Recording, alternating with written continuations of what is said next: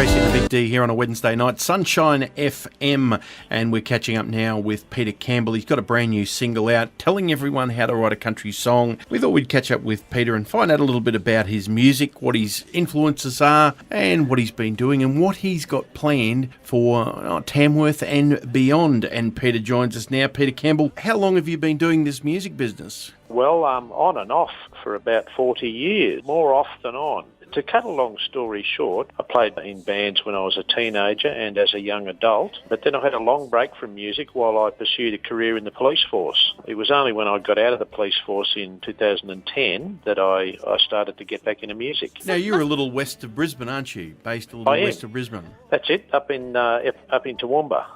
It must be something with the forces, because we've got a lot of paramedics out there that are singers. We've got a few police or ex-policemen that are singers. Yeah, that's it. Fireys, Dan Murphy's a fiery. Yeah, well, you've got Brendan Smoother and Dan Murphy, and incidentally, the three of us co-wrote a song recently, which you'll hear about in the near future. And you've got Dale Duncan down there, he's an ex-New South Wales copper. Must be something in the forces that brings out the music talent in you guys. Well, we have lots of adventurous things to write about. Now, you do a lot of solo work, and I note that you play bass guitar for Scott Douglas on the side occasionally too. Yeah, I've played bass for Scotty a couple of times. We've got a gig coming up in December down at Twin Towns, right there on the border. People get to see you around the place and say, oh, that's Peter Campbell, I've got his music. I hope so. Is it just a simple matter of jumping onto your Facebook page and then hopping onto a website to get a hold of it? Absolutely, yeah. I've decided, I'm being a bit of a non-conformist, Tracy. I didn't go down the digital route. I just decided to keep it hard copy, a bit old-fashioned. That way you get a signed hard copy. And, if people want to jump on my Facebook page and make contact with me, then I can send them an album for a small fee. There's so much information inside those covers that tell us a lot more about, the songwriting, the people that are playing on the songs, and it's just a whole encyclopedia of who you are and what the album's about. That's true. And what I like about going to music festivals and catching up with other recording artists is that we always swap our latest CDs, so you always come home with a bit of a haul. You got some things organised for Tamworth next year, Peter Campbell? I do. I have quite a few gigs booked up down there. I have 3 or 4 spots at the Cattleman Steakhouse there with Richard and Cheryl Manning. They're very good supporters of live music. The Fan Zone stage once and the ABC stage, a couple of other events as well.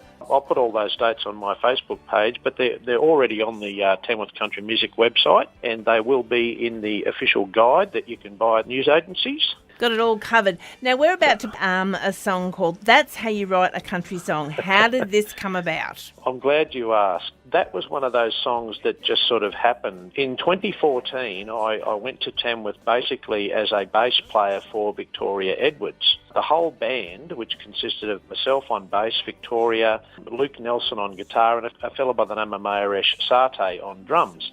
And we all shared a house out at Durai. Anyway, we were sitting there one night having a look at YouTube, and Mayoresh, who doesn't particularly like country music, he discovered a clip on YouTube called Why Country Music Was So Awful in 2013. And what it is, it's somebody with way too much time on their hands sat down and carefully edited together a whole lot of contemporary country music out of the States and found that almost every song had some of the same recurring themes, like girls wearing tight blue jeans, blokes driving pickup trucks, drinking beer, driving on dirt roads, and that sort of thing. And almost every song had a reference to one of those things. And just as a joke, I said to Mayoresh, I said, well, we should put all that together into one song.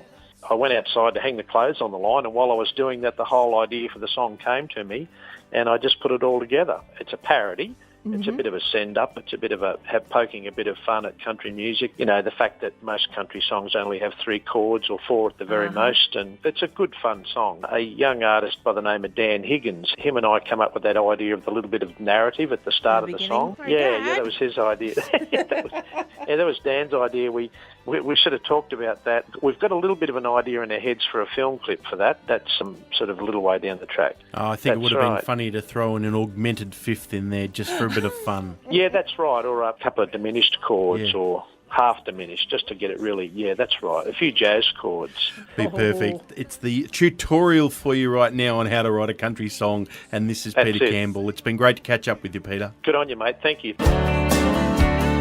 Old logs, boots, thoughts of missing you. Yeah, that's how you write a country song. Oh, yeah.